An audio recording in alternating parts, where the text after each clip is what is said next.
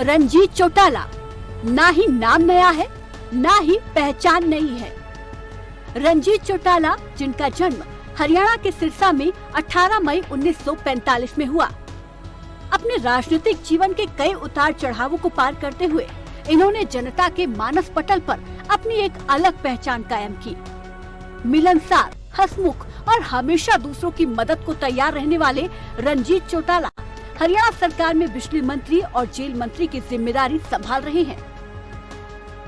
जब से इन्होंने अपनी जिम्मेदारी संभाली है, तब से बिजली विभाग और जेल विभाग की तस्वीर और तकदीर दोनों ही बदलती नजर आ रही है।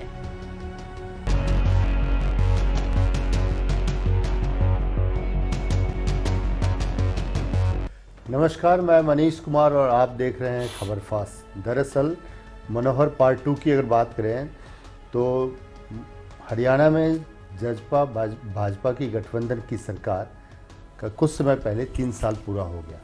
3 साल पूरे होने पर आखिरकार सरकार में क्या क्या काम हुआ, तमाम मुद्दों के ऊपर बातचीत करेंगे। और आज इसी संदर्भ में हमारे साथ हरियाणा के बिजली मंत्री चौधरी रंजीत सिंह चौटाला हैं।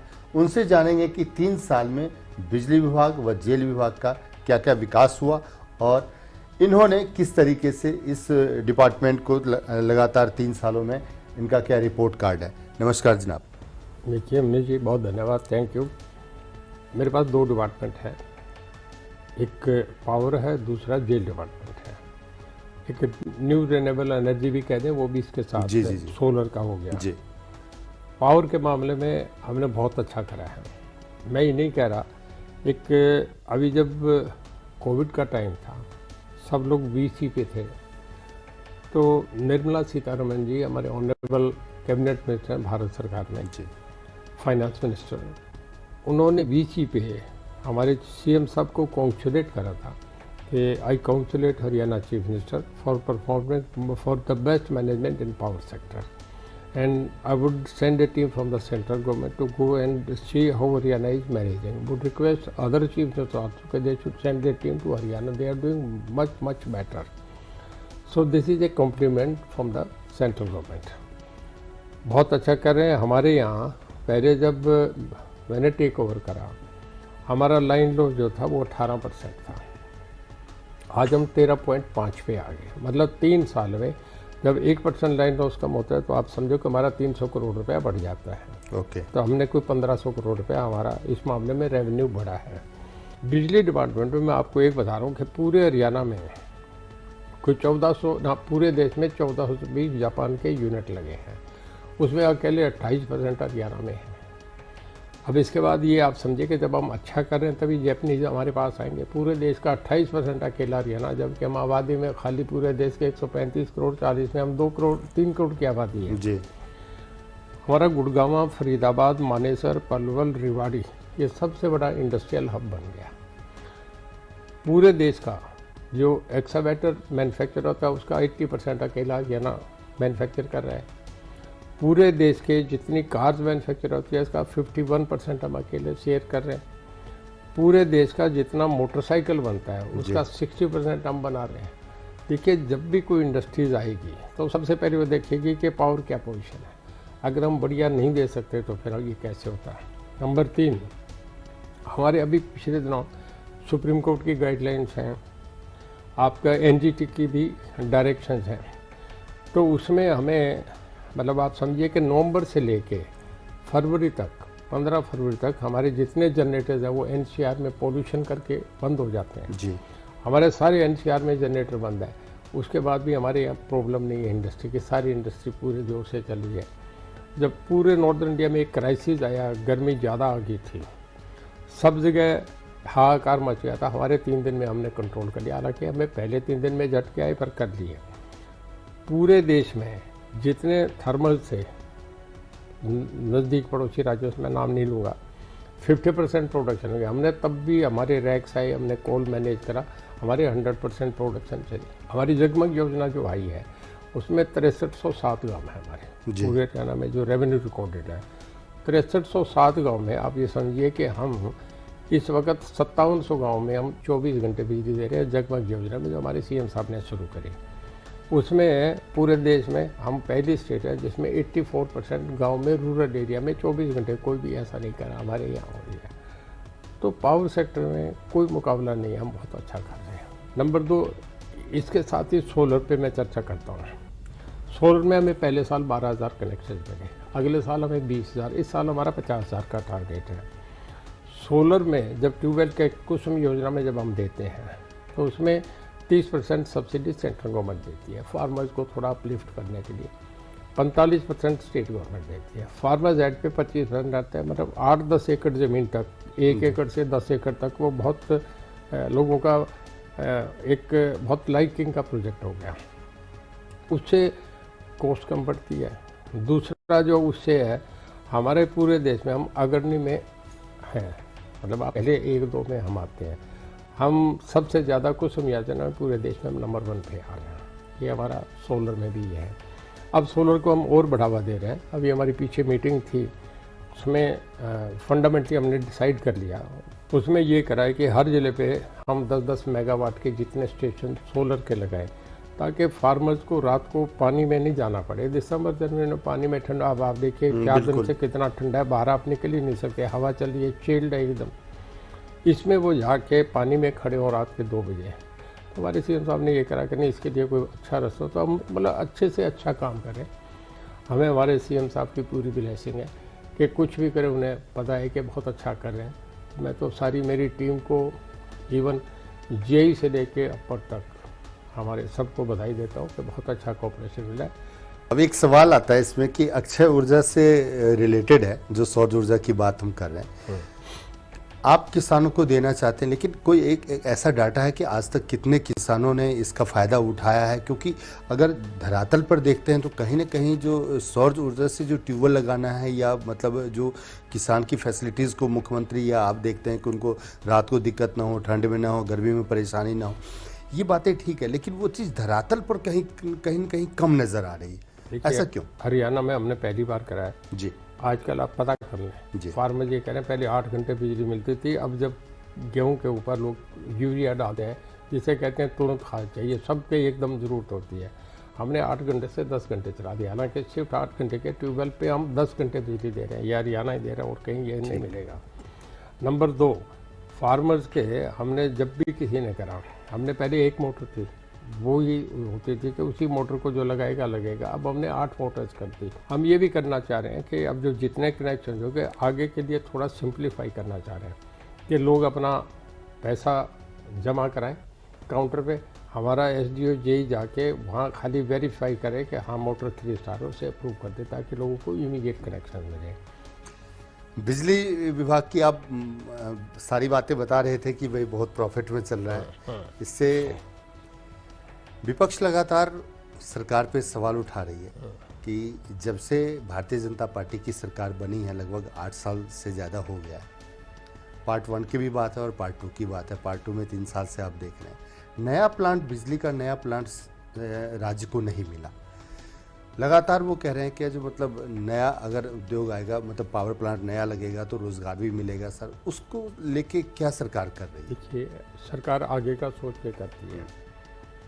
अब हम दिल्ली के नज़दीक हैं जी, हमें थर्मल के मामले में हिदायत आती है। अब हम पानीपत बढ़ाना चाह रहे हैं, नहीं बढ़ा सकेंगे, क्यों? कल को हमें NCR में प्रॉब्लम आएगी। इस करके नया यूनिट हम यमुनानगर लगा रहे हैं, ताकि वहाँ से NCR से भी दूर। आपके दोनों तरफ जो पड़ोसी राज्य हैं, पंजाब और दिल्ली, बिजली की दिक्कत होने के बावजूद भी बिजली फ्री देने का वादा किया था केजरीवाल जी ने और भगवंत मान जी की सरकार ने, और उन्होंने वो वादा पूरा भी किया। अभी वो बिजली फ्री भी दे रहे हैं। हरियाणा में जब से आप बता रहे हैं कि मनोहर लाल जी की सरकार बनी, चाहे वो 2014 से 19 की रही, चाहे 2019 से अब तक की बात करें, तो बिजली डिपार्टमेंट जो है लगातार घाटे में था, अब वो लगातार फायदे में चल रहा है। लाइन लॉस आपका बहुत कम हो गया है, यानी कहीं न कहीं प्रॉफिटेबिलिटी जो है वो आपकी बढ़ रही है, लेकिन जनता को उसका फायदा नहीं मिल पा रहा है।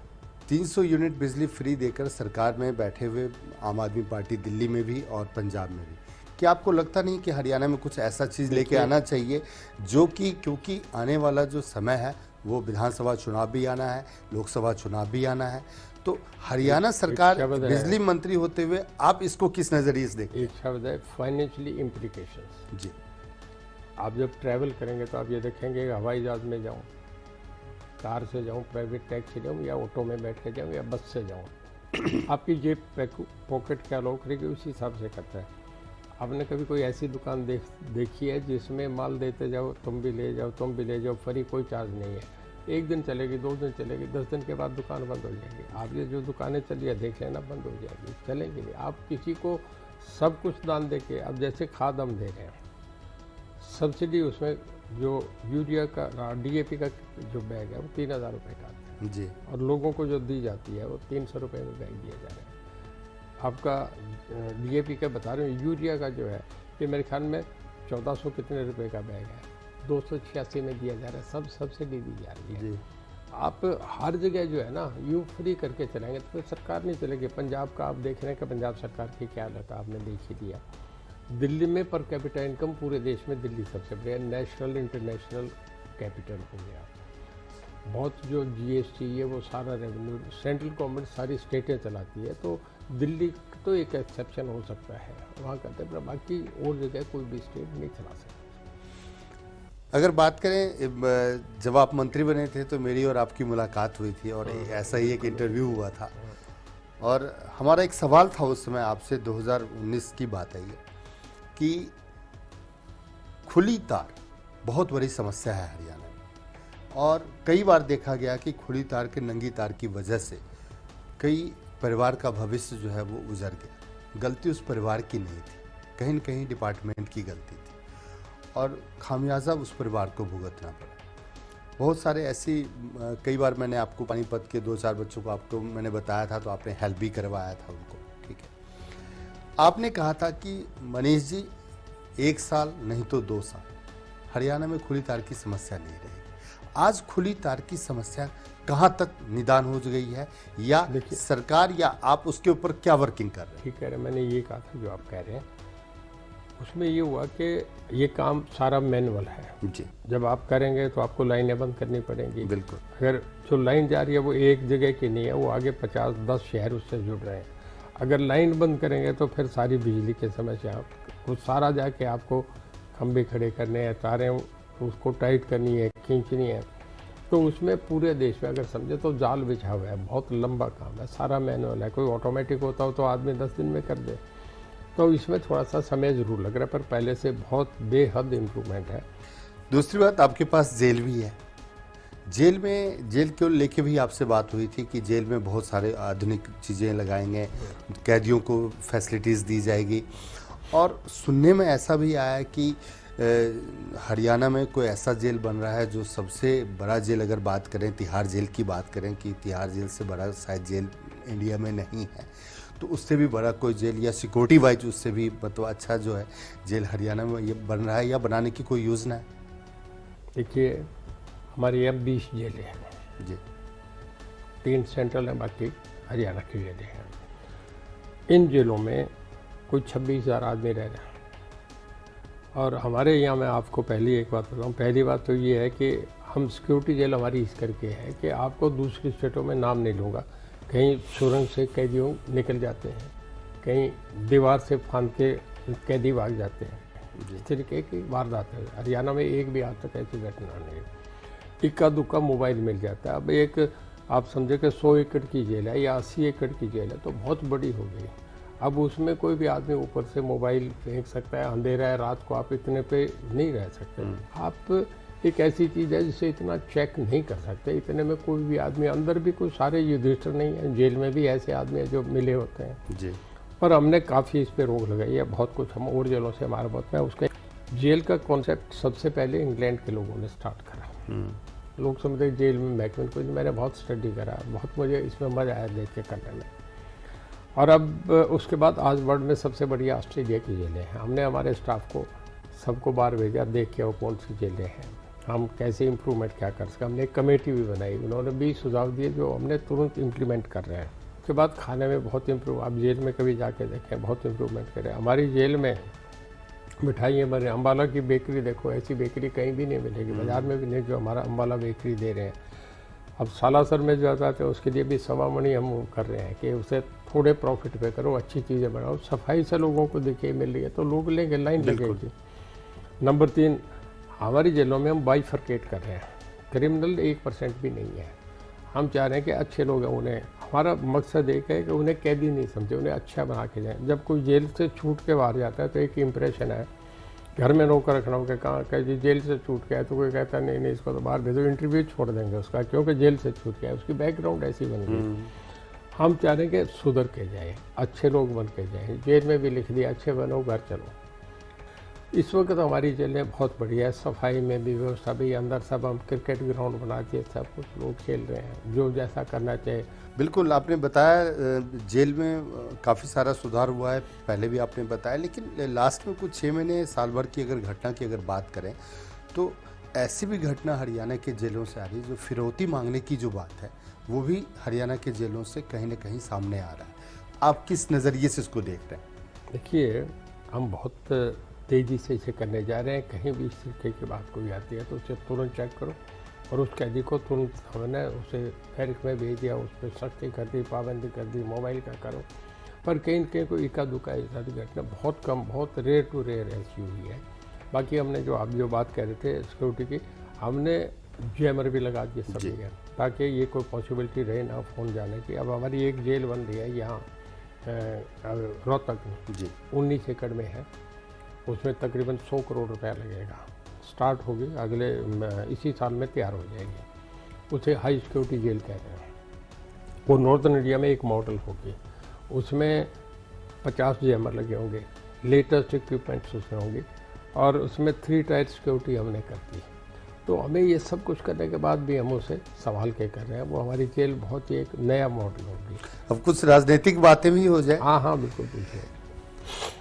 आम आदमी पार्टी आपके आसपास तो सरकार है ही, अगल बगल राज्य की अगर बात करें तो दिल्ली और पंजाब में।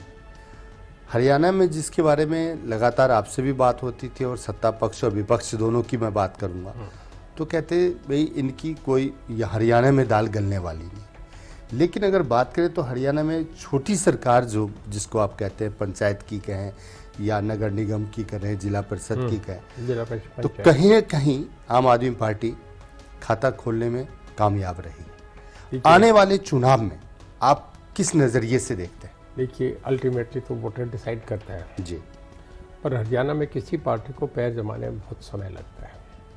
पहले सदा कांग्रेस रही, फिर एक ज़माना आया कि देवलाल की पार्टी थी, उन्होंने लोकदल बना दिया, जनता दल मिला, वो एक ऑल्टरनेट बन गया।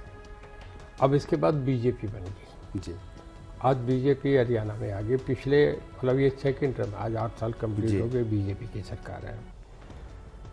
हरियाणा में बीजेपी और कांग्रेस में ही फाइट रहेगी, आम आदमी पार्टी नहीं रहेगी। आम आदमी पार्टी की अभी परफॉर्मेंस आपने हिमाचल में देख ली, यहाँ देख ली। मैं पंजाब में भी आपसे कहूँ, एक बाई इलेक्शन आया था संगरूर लोकसभा जी, जहाँ से खुद वहाँ के चीफ मिनिस्टर भगवत मान जी हैं, वो वहाँ से मुख्यमंत्री बने थे। उनकी पार्लियामेंट्री कॉन्स्टिट्यूंसी थी, वही पार्लियामेंट का भी चुनाव हुआ, उसमें सिमरनजीत सिंह मान जीते हैं जी। आप ये देखिए, आम आदमी पार्टी को लोगों ने बुरी तरह हराया, जहाँ से 4 लाख से जीती हुई थी। अभी असेंबली पोल में 4 लाख का मार्जिन था, उस जगह पार्टी चुनाव हार जाना तो आम आदमी पार्टी का ही हो गया। और इसके बाद गुजरात में भी कहीं नहीं 7-8 सीट पे रहेगी, इतना बड़ा हाउस है 200 का। मैं नहीं मानता कि हरियाणा में लोग बहुत पॉलिटिकली सबसे ज़्यादा चेतना हरियाणा में है पूरे देश में, और लोग एक एक चूल्हे पे भी राजनीति की डिस्कशन होती है। हरियाणा में फाइट जो है वो बीजेपी और कांग्रेस में है, आम आदमी नहीं है। कि आम आदमी कहीं आएगी तो कांग्रेस का नुकसान करेगी, इसकी तो कांग्रेस वाले चिंता करेंगे। तो यहाँ तो फिर आप लोग ये चाह रहे होंगे कि किसी तरह आम आदमी पार्टी मजबूत हो, जो कांग्रेस की वोट काटे और भारतीय जनता पार्टी को बेनिफिट हो। जनता पार्टी का वोट नहीं टूट रहा है, ये तो बढ़ रहा है। अब देखें ना, लोकसभा में सारी सीटें जीती, इवन हुड्डा साहब उनका बेटा भी चुनाव गया, 10 की 10 सीट अब जीते। और उसके बाद विधानसभा में भी फिर अकेली पार्टी सबसे आगे आ गई। पिछली बार अकेली बहुमत मिला, आपके भी 40, मतलब 40 तो थी। कांग्रेस नीचे जा रही है। अगर जहाँ भी टूटा है वोट वो कांग्रेस के टूटा, हमारा नहीं टूटा। अब दिल्ली में भी जो सरकार है, शीला दीक्षित 3 बार मुख्यमंत्री जी। रही, उन्हीं का वोट खा गए। तो बीजेपी ये नहीं सोच रही कौन ऑल्टरनेट सामने रहे, कांग्रेस रहे, आम आदमी पार्टी रहे, किसका रहे।